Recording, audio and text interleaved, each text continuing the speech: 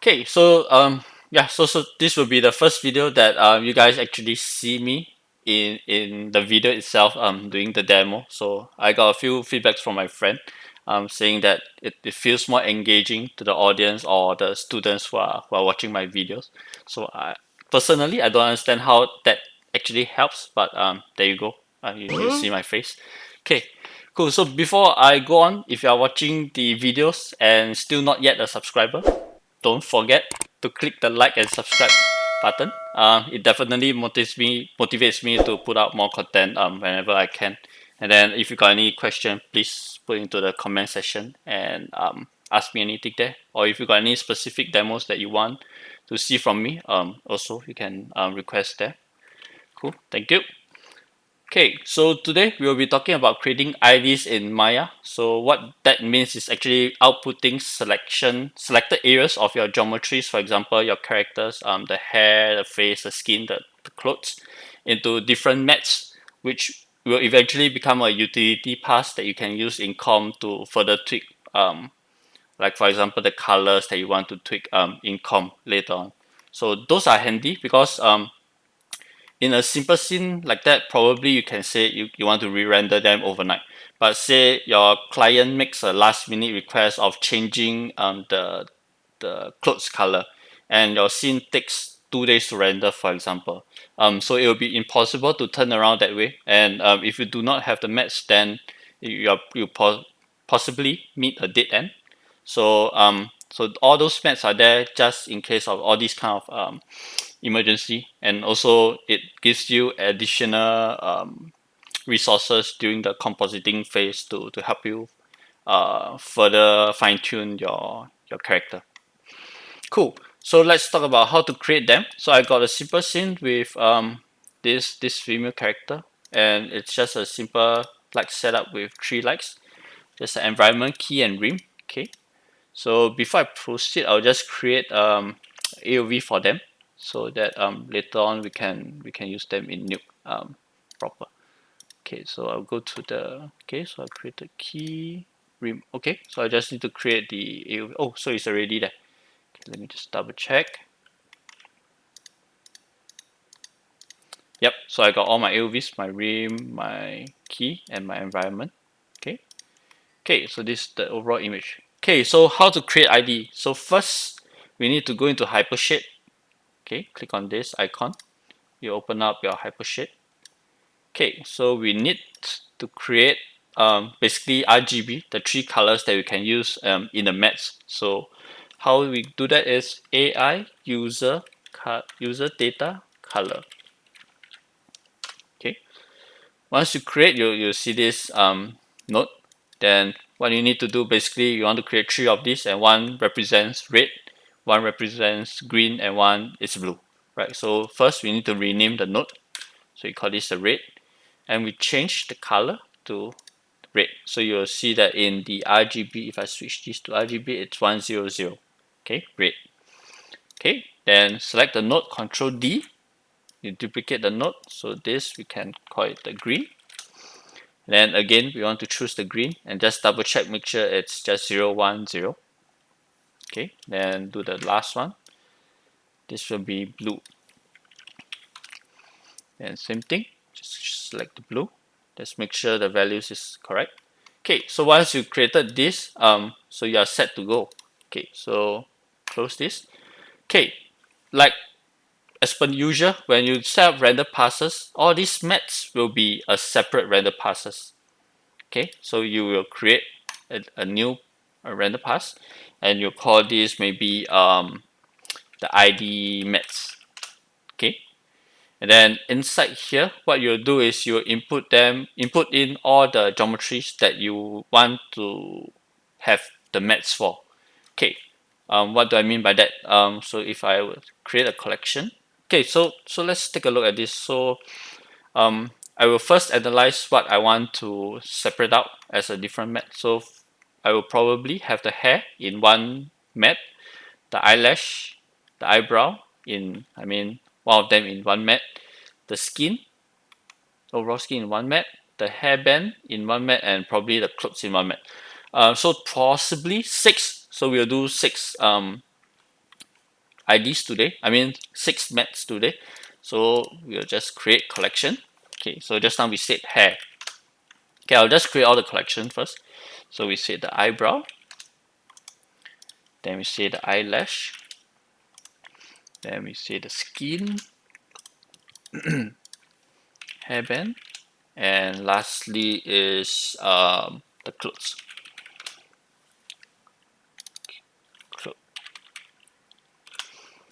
Okay, so 1, 2, 3, 4, 5, 6. Okay, cool.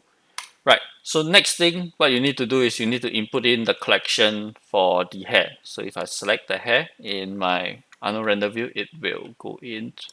If I open up my geometry and press F, it should go into where the hair selection is. Okay, so but this hair selected has the hairband included. So let's remove it. Okay, so these are all the hair, excluding the hairband. Okay, so I'll just put all this geometry into the collection of hair. Okay, next we do the eyebrow. Okay, just like the eyebrow. Okay, just, okay, since like this, then okay, this two. Okay, put in the eyebrow geometry. Okay, we'll do the same for eyelash. So it's here. Okay. Wait, it's inside here. I think it's this 4. Okay, eyelash. Okay, skin should be simple. It should be okay, so this should be the skin.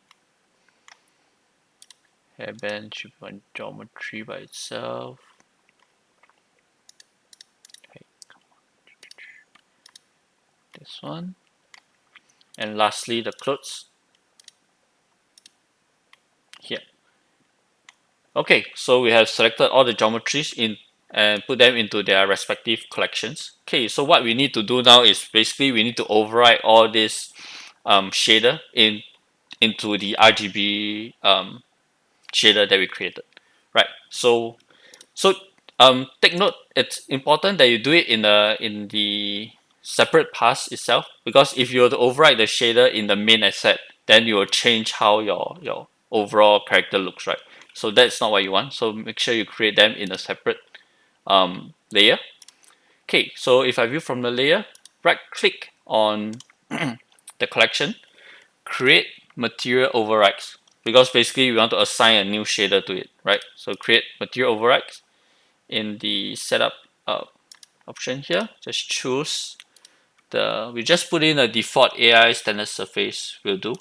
Okay, we'll do it for all of the selection. So create material overrides, then it's standard surface. Okay, standard surface. Okay, it's a bit of manual process. That is useful when you want to output just a few mats. But if you want to output for the whole character with a lot of different parts of it, and there's an automated one which is called CryptoMat, which I possibly can cover in one of my other session. But yeah, this is the manual way of how you can create all the mats. Okay, last one. Okay, AI stands. Okay, so now we have override all the shader. So you see my character now will render in just white. Okay, okay, okay. So one thing to optimize this pass, basically creating mats do not need any lights, right? Because it will be controlled in the shader. So what we can do is we can create a collection called prune. Okay, we can put in our lights, the whole light group, and then we click on this button. It basically remove all of the lights in this pass, right? So why do we do that? Because in this pass we do not need all those lights to render anything. The mats do not need the lights to generate, so we in a way makes the pass faster to render. Okay, so it's a way of optimizing your scene. Okay, so after we create all the generic shader, what we do now is, okay, we'll go into the shading group. So you click on this arrow, you'll go into the shading group. Okay, one thing before that, just go to your render settings inside AOV. Let's create the AOV first so that we can use them later. Okay, so we'll call this the ID, we call this the character. Okay, ID char, and then we create one more called the ID hair. Okay, just take note, one AOV can only contain 3 of the mattes because RGB, right? So it's only 3. So if I have 6, I will need 2 of the AOVs. Okay, so now back to the attribute editor. Okay, so go to the shading group of the shader. Okay, scroll down and let me see, shading group inside Arnold. You'll see that there's this AOVs, and you'll see ID that you created, the AOVs, the ID chart, and the hair. Okay, so it makes sense if I put all the hair related, like hair, eyebrow, and eyelash into this ID hair pass. Okay, so hair, let's put red color. I want it to be red. Okay, so now before we move on to the others, we just want to make sure this is working. So what I like to do is I would like to go to render, update full scene, so it refresh all the thing and make sure and I do a render. Okay, you'll see black. That it's fine because the beauty, we do not have any lights in it, so it's natural to be black. But if we look at the ID hair, we should have the hair selection in red. Okay, that way you see if you look at the alpha, we can easily select out the hair portion now. Okay, so let's go into the rest of the mattes that we want to create. So eyebrow, we click on the shading group. In the hair, we put it the green, and then in this is what, eyelash, and then we want this to be blue. Okay, so now we technically link this AOV with the shader that we already created. So now if I were to do a render again, okay, it does not update. So let's just update the full scene. So now we do get all the parts that we wanted here.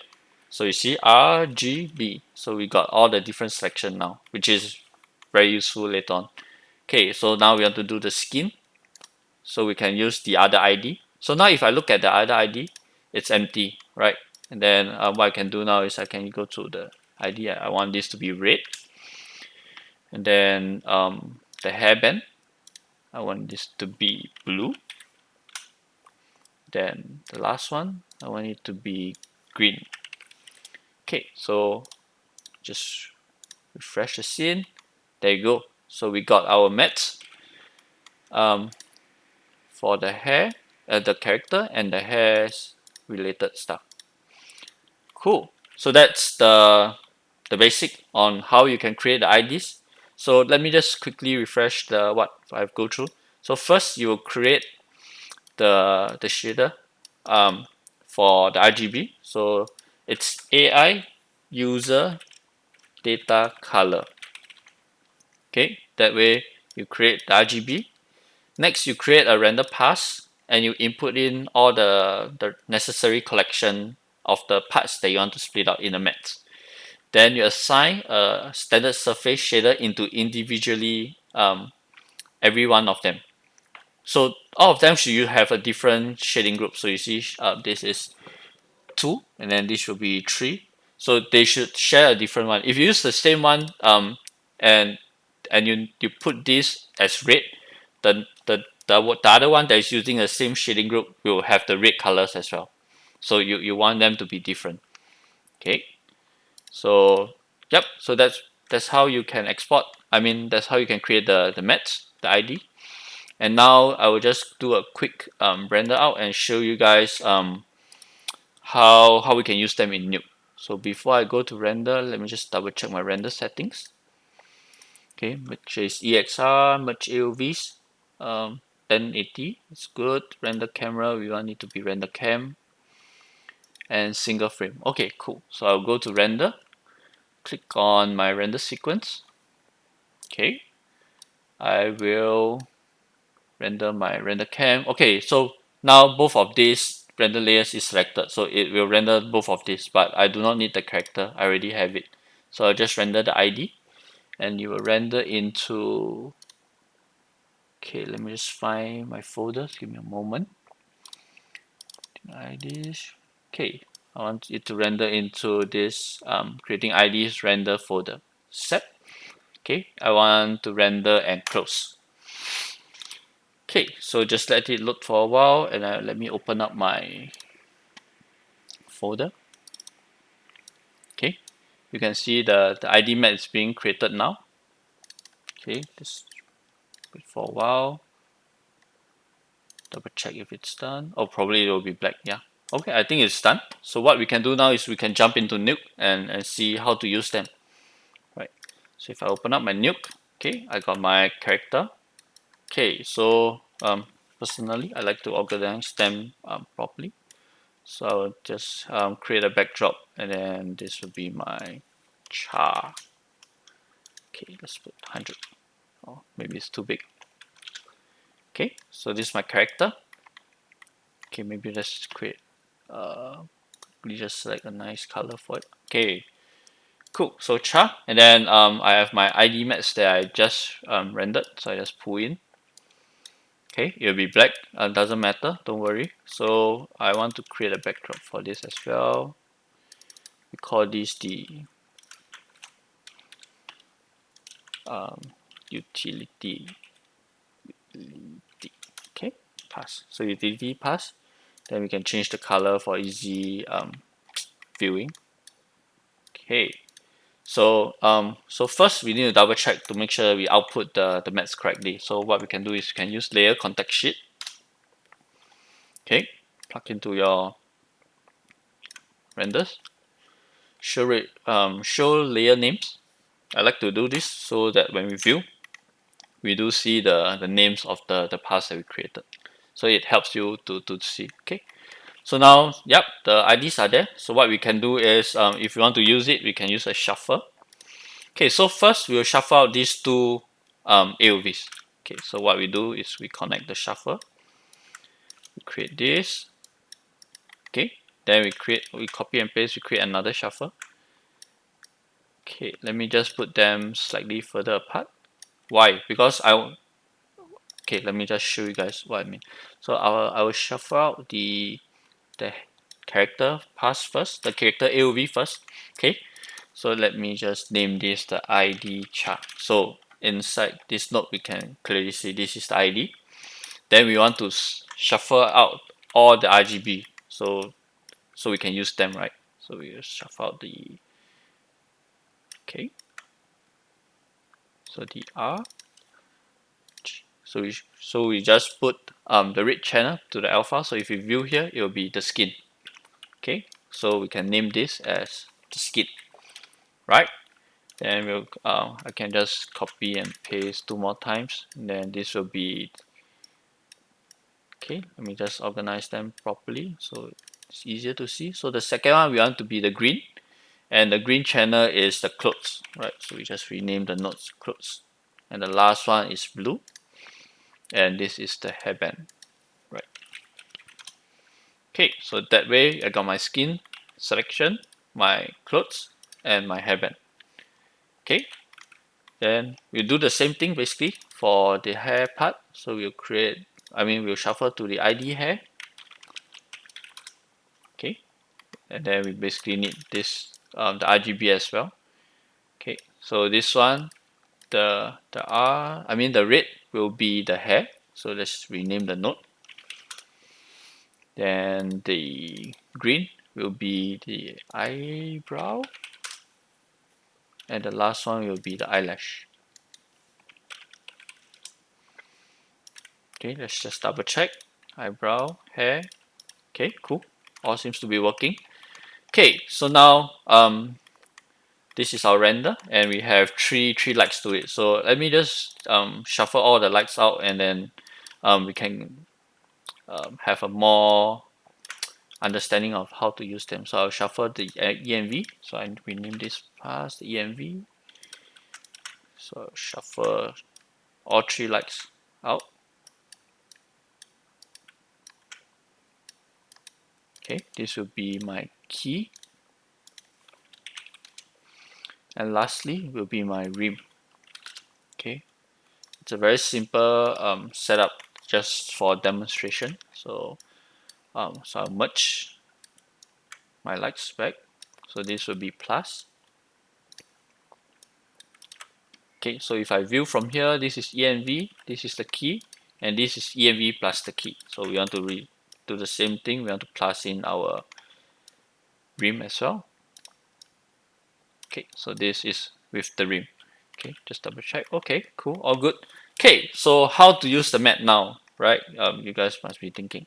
So, for example, my clients suddenly say the clothes should be a different color. It should be say blue color. So what we can do now is we can find the IDs, which is the clothes. Okay, then we will wire a grid node into our main tree, which is our character renders. Wire into the clothes. Okay, we can just put down that. Okay, so this grid is masked by the clothes, and then whatever changes that we do to it will be just the clothes. So it's very handy. And then say I want to, no, I don't want this to be a I mean brown color eyebrow. I can change the eyebrow, or maybe let's just do the hair so it's more obvious. So I can connect to the hair. Okay, and then we can change the color to say no, I want it to be, let's view from here, we can change, so I want it to be a red hair girl. Yeah, we can change the hair color. Yep, and then you can also use all these mats into polite usage. For example, the key it's I feel that I want to expose up, so I expose up. So I use exposure node, I expose up the key. For example, I expose up one stop. Okay, then I see overall, maybe I like it on the face, but I don't like it on the clothes, for example. Okay, what we can do is we can use another exposure node, and then just choose the we can choose the clothes here, and then reduce the exposure. For example, I don't want it to increase so much, I can 0.5. You can reduce the exposure, see it goes down. So you can rebalance the light where you want your light to hit more. But of course, all these are not recommended because you technically break away from how things physically will look. But I mean, there's some point where you need to draw attention to where your storytelling point is, and you don't want audience to look at areas that is not important. So there will be chances that you'll use this type of thing to help your storytelling. I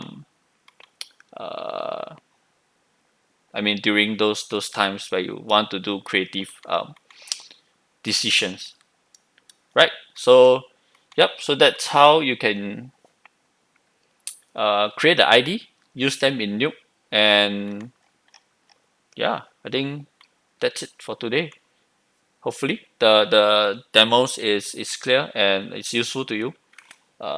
If there's any question, please again put in the comment section, and please press the like and subscribe button. Thank you.